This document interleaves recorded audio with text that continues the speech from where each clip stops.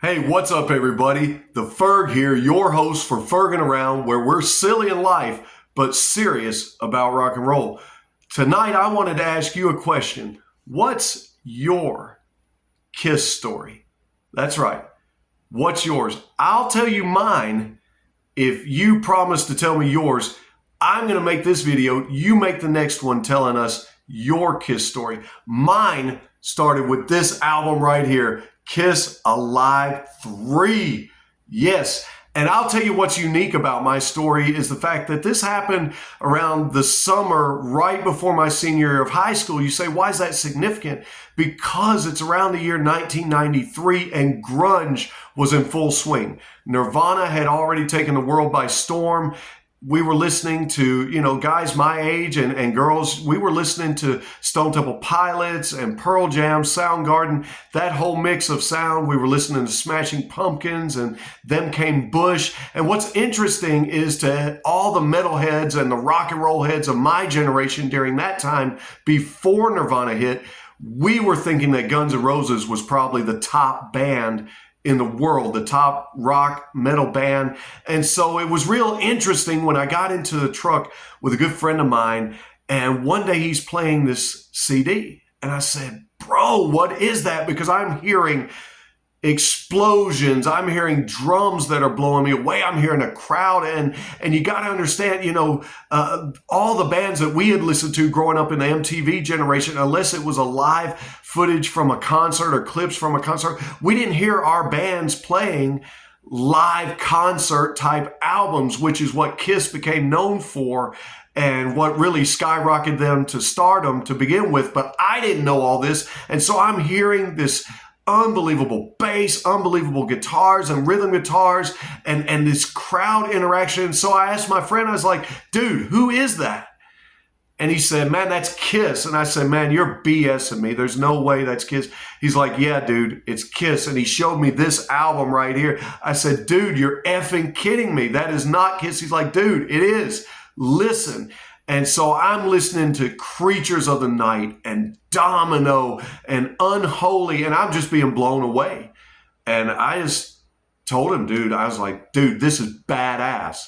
And I mean it, because I had never listened to Kiss. I'd heard all the stuff about Knights in Service for Satan and all the negative press, and most people say Kiss sucked. And it's probably because they never got this experience right here, which to me has the best sound quality of all of their live albums.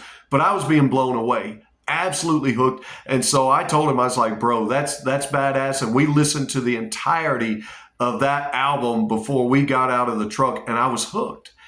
But then I went and did something very un-Kiss-like after I got hooked.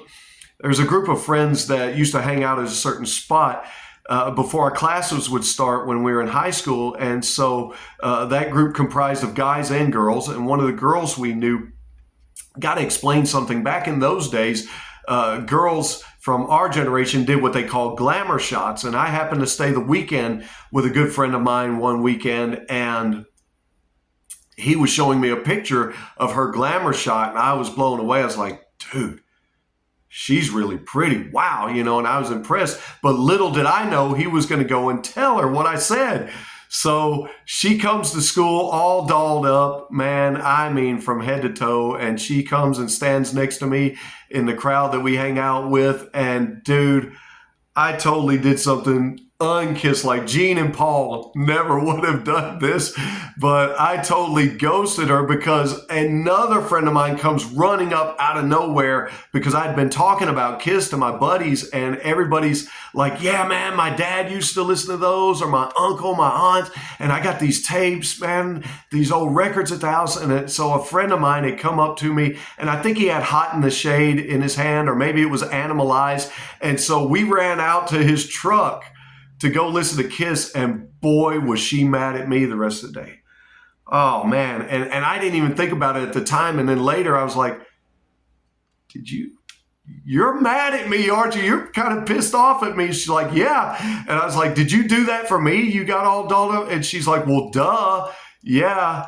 But don't worry, Gene. Don't worry, Paul. And Peter and Ace. I did redeem myself, and we remained friends for a long time, and we ended up going to prom together. But I told that story because that's how hooked on Kiss I was at the time. And I was so hooked that eventually I would come to own 19 or 21 of their CDs.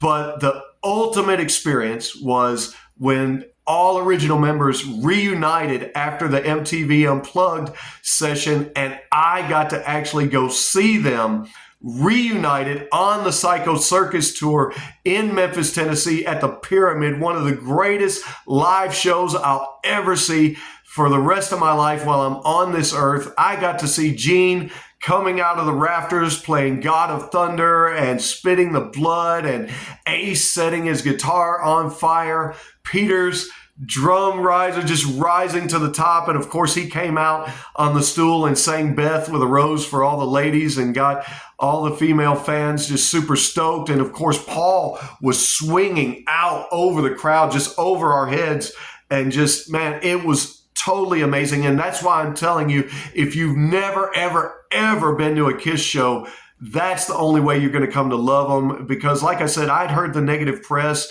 and they never played Kiss a whole lot on the radio, so I didn't know Kiss. And I'm loving grunge at the time. And I'm ditching the hair metal bands. And next thing you know, bam, Alive 3 got me hooked, got me onto what is now my favorite band in the entire world. And I'll tell you what, that may not be such an epic story, but it's my story. It's what got me. I want to hear your story. We know their story. We know the Kiss story. Yeah. But what's your story? You share the next video. Man, still can't beat this live album.